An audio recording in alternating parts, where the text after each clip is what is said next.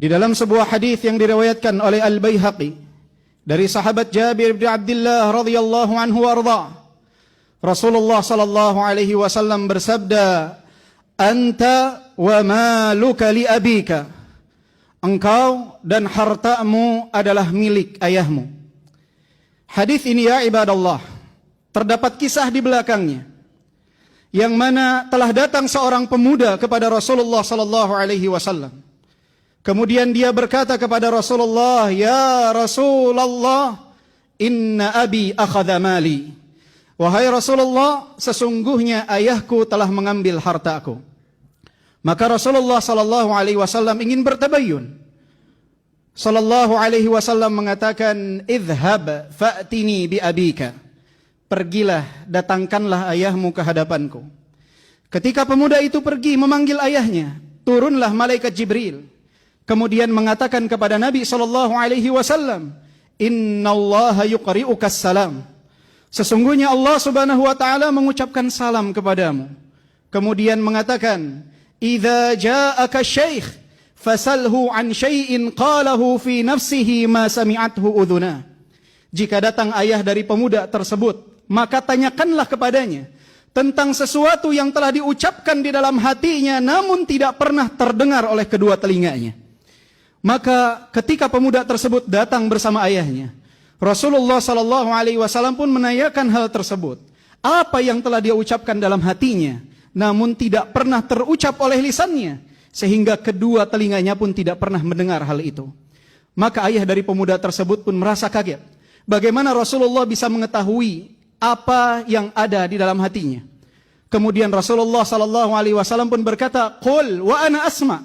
Katakan apa yang ada di dalam hatimu dan aku akan mendengarkannya. Maka ayah dari pemuda tersebut pun di hadapan Rasulullah dan di hadapan putranya menyuarakan isi hatinya dengan bait-bait puisi.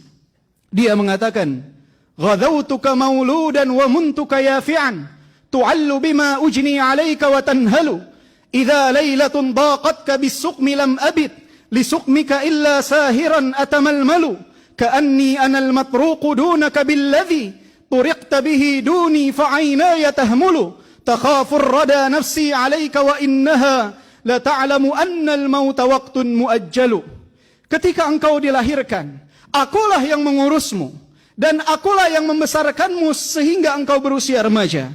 Kemudian segala jerih payahku telah engkau rasakan dan engkau nikmati. Bahkan di saat waktu malam engkau sakit, aku khawatir atas keselamatanmu, seakan-akan akulah yang sakit. Aku tidak dapat tidur, berlinang kedua air mataku. Aku membayangkan khawatir ajal menjemputmu. Padahal jiwa ini tahu bahwa ajal tidak mungkin datang kecuali jika tiba waktunya. Falamma balagta sinna wal ghayata allati ilaiha madama fika kuntu uammilu, ja'alta jazai ghilzatan wa fadadatan ka'annaka antal mun'imul mutafaddilu. Falaitaka idh lam tar'a haqqa ubuwati fa'alta kamal jarul mujawiru yaf'alu. Dan sekarang ketika engkau telah beranjak dewasa, telah menggapai apa yang telah engkau cita-citakan dan apa yang aku harapkan, engkau balas seluruh kebaikanku dengan ucapan kasarmu dan sifat kerasmu, seakan-akan engkau telah memberikan kenikmatan dan keutamaan kepadaku. Andai saja engkau tidak dapat memperlakukanku, memberikan hakku sebagai seorang ayah, maka perlakukanlah aku sebagaimana seorang tetangga memperlakukan tetangganya. Mendengar ucapan ayah dari pemuda tersebut, maka Rasulullah sallallahu alaihi wasallam pun menggenggam kerah baju pemuda itu.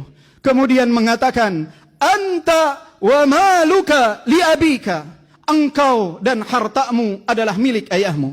Ayah ya ibadallah, yang begitu istimewa tersebut sering sekali dizalimi oleh anak-anaknya. Berapa banyak anak yang tidak memiliki adab kepada ayahnya.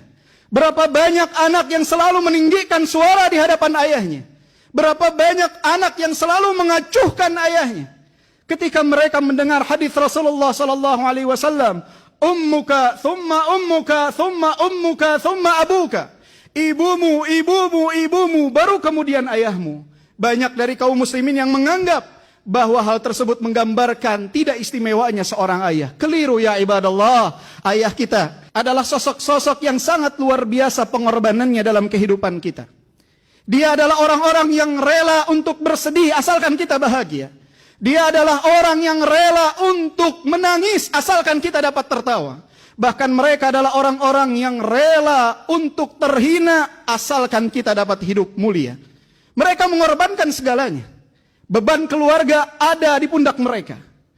Mereka ya ibadallah, sering sekali pulang dalam keadaan penuh dengan pikiran.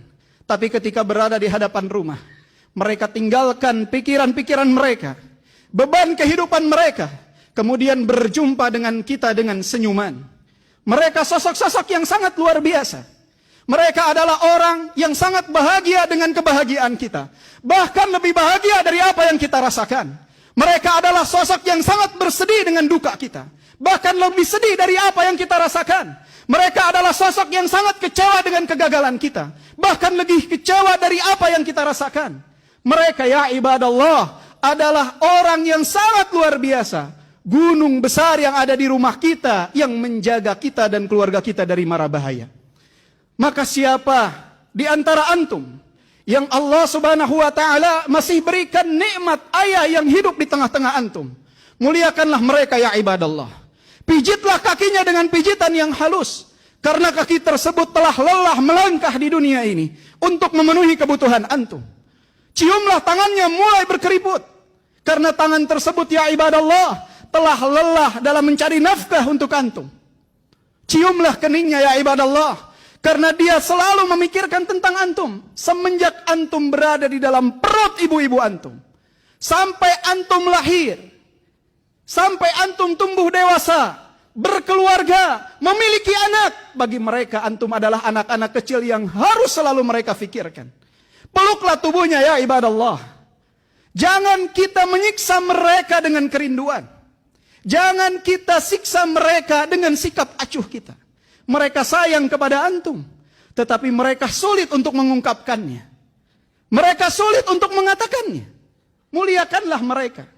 Siapa yang ada di tempat ini, yang saat ini telah menjadi ayah, mengetahui bagaimana kecintaan seorang ayah kepada anaknya.